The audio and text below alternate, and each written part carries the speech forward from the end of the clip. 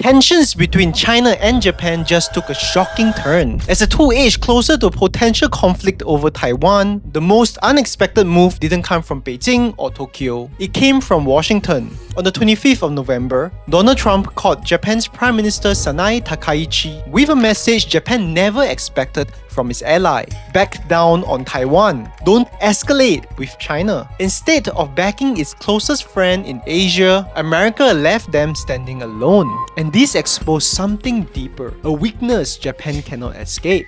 Just 1 week later, we saw this play out. On the 3rd of December, Takaichi announced that Japan still fully understands and respects China's claim that Taiwan is part of China, exactly as stated in the 1972 joint communique. Now, this standoff is far from over. She hasn't retracted her original statement, alluding that Japan would defend Taiwan, but this at least was a clear sign she's trying to calm things down. So to understand why the US stepped back when Japan needed support the most, you need to understand what Trump was trying to protect. Because before Trump called Japan, he had a call with Xi Jinping, and the Chinese leader reminded him of something crucial: the fragile trade truce they had just negotiated in South Korea a month earlier, which is a deal Trump simply could not afford to lose. According to multiple Japanese and US media reports, Trump privately urged Takaichi to avoid escalation. That's because Trump's tariff war on China had backfired badly. China stopped buying American soybeans and started restricting the exports of rare earths, which are materials the American tech industry and military need to build anything electronic. Trump was getting hit from all sides: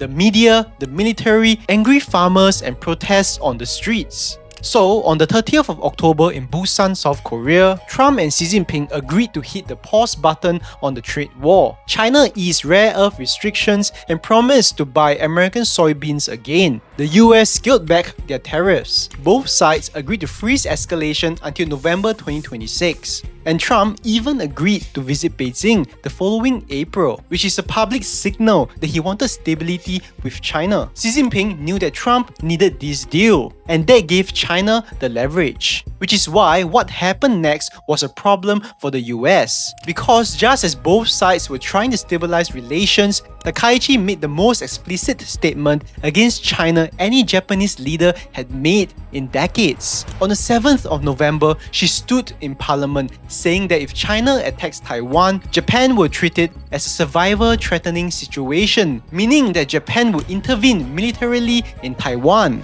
For China, that crossed a red line. But they didn't just want to push back on Japan, they saw a chance to isolate Japan and prove something to every US ally in the region. They knew that Trump couldn't afford to let the trade deal collapse. So when Xi Jinping told Trump about China's red line on Taiwan, Trump had to call Takaichi asking her to avoid escalation, which translates to "Don't drag the US into this." And that call sent exactly the message Beijing wanted the world to see. If Japan escalates against China, the US won't stand with them. But it's not like Japan will totally get steamrolled in a conflict with China. Yes, it's a much smaller country, but Japan actually has one of the most advanced militaries in the world. And in a Taiwan conflict, Japan would be a massive problem. But it wasn't always this way. For most of the last 70 years, Japan was a pacifist country by design. After surrendering in World War II, they were forced by the Allied powers to adopt something called Article 9. It's basically a rule in the Japanese constitution that renounced war entirely. It said Japan would never maintain land, sea, or air forces. That means, on paper, Japan wasn't supposed to have a military at all after World War II. But the Cold War between the US and the Soviet Union changed everything. When the Korean War broke out in 1950, the US suddenly needed Japan as a frontline ally against the Soviet Union. So they encouraged Japan to build a self-defense force, but only under very strict limits. That's why Japan's armed forces is called the Japan Self-Defense Forces, or JSDF. That means they weren't allowed to have offensive weapon systems like intercontinental ballistic missiles that exceed the minimum necessary for their own self-defense. They also weren't allowed to fight overseas. And most importantly, they weren't even allowed to have independent command of large-scale operations. In those situations, the JSDF had to listen to America. For decades, Japan followed a policy called Senshu Boe,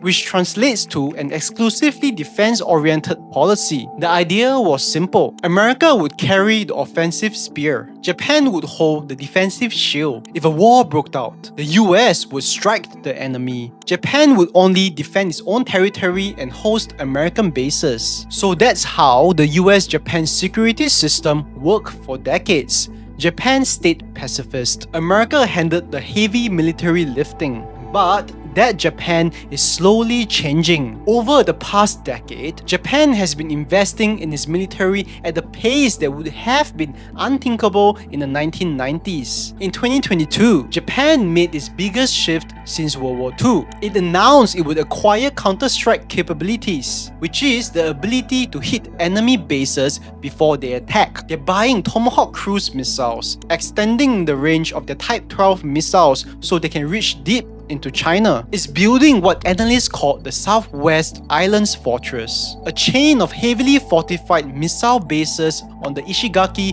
Miyako, Amami and Okinawa Islands, designed to box in China's navy in any conflict, and most importantly, doubling defense spending to 2% of GDP. For a country that once promised it would never wage war again, these are historic changes, and this is what makes Takaichi's Taiwan statement so explosive. It was a signal that Japan is trying to shed off its old pacifist identity and evolve into a much stronger military power. But here's the part that almost no one talks about. Even with all this new strength, Japan still can't act alone because the entire foundation of Japan's military was built under American control, and that structure never went away. Japan hosts 54,000 US troops and over 100 US military facilities, including 15 major bases. The US 7th Fleet, America's main naval force in the Pacific Ocean, is headquartered in Yokosuka. Kadena Air Base in Okinawa is one of the most important US air hubs in Asia. These US bases form the backbone of Japan's defense. Their new weapons, the Tomahawks, the F-35 stealth fighters, the upgraded Type 12 missiles, all rely on American intelligence and systems to function.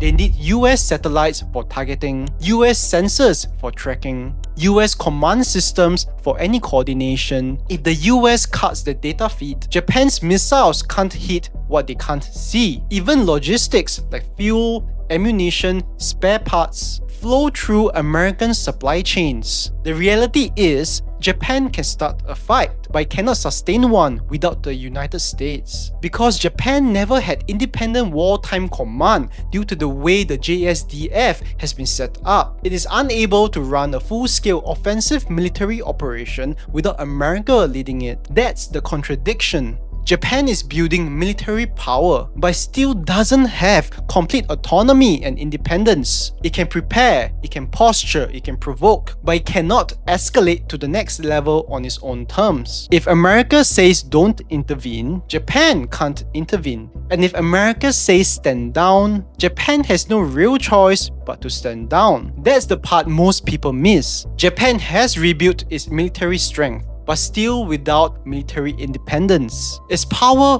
is real, but the permission to use that power still sits in Washington. And that's why one phone call from Trump was so huge for the China-Japan situation. But Japan's military dependence on the US is only half the story, because Japan has another problem, a much bigger one. Japan is trapped between two powers it depends on. It depends on the United States for its security, and to a lesser extent, its economy is dependent on China. China had already begun damaging Japan's economy long before Trump even made the phone call. They issued the travel warning, which led to 1,900 cancelled flights to Japan just in December alone. It's banning Japanese seafood, beef, and even movies. And Japan's already struggling economy is feeling the pain. Then, when Trump told Takaichi not to escalate against China, the squeeze came from the other side too. Japan was hit in its economy by China and told to not escalate further by the United States at the exact same time. The harsh geopolitical reality is that Japan has a lot of power, but not the complete freedom to use it. And once you see how they depend on these two superpowers clearly, you understand why Takaichi feels so cornered. Not to mention, her ruling coalition has less than half the seats in parliament, which makes her domestic position weak and vulnerable to the political opposition that's finding any opportunity to criticize her. So if Japan is trapped between two powers, is there any way out? Surprisingly, yes. There is one path that would give it real autonomy in a crisis with China. That would prevent another American president from ever telling Japan what it can or cannot do again. But that path is so taboo, so dangerous, and so deeply tied to Japan's identity that even mentioning it can trigger a political backlash. And yet, Japan has already taken steps. They bring it closer to this option than ever before. If you haven't guessed, it's nuclear weapons. Most people don't know this, but Japan actually sits on one of the largest stockpiles of plutonium in the world. This comes from decades of running nuclear power plants and building one of the most advanced nuclear energy sectors on Earth. Plutonium is a key material used to make nuclear weapons. Japan has tons of it, enough that experts call Japan a nuclear latency state. That means Japan doesn't have nuclear weapons right now, but it has everything needed to build them quickly if it ever chose to. And here's the part that truly matters. Most experts believe Japan could build a functional nuclear arsenal in as little as 6 to 24 months. A Japan with nuclear weapons would no longer need American protection against China. But here's the problem. Japan can't go down this path, not politically, not morally, and not legally. Inside Japan, nuclear weapons are almost unthinkable. This is a country of Hiroshima and Nagasaki. Every school teaches the horrors of the atomic bombings. Anti-nuclear activism is deeply woven in national identity. Politicians who hint at going nuclear often trigger public outrage. Even Prime Minister Takaichi, who is more nationalistic than her predecessors, tiptoed around the question when reporters asked if Japan should revise its 3 non-nuclear principles. These principles say Japan would not possess, not produce, and not allow nuclear weapons on its soil. For decades, this policy has stood strong, but something has shifted. Japan's government is now reviewing those principles. Takaichi has openly questioned the third one, the rule that bans the US from bringing nuclear weapons into Japan, even temporarily. She argues that the US might need nuclear weapons in Japan to deter China's rapidly expanding arsenal. That's how far Japan's nuclear debate has moved. It doesn't mean Japan is going nuclear, but it does mean the unthinkable is now thinkable in a way it wasn't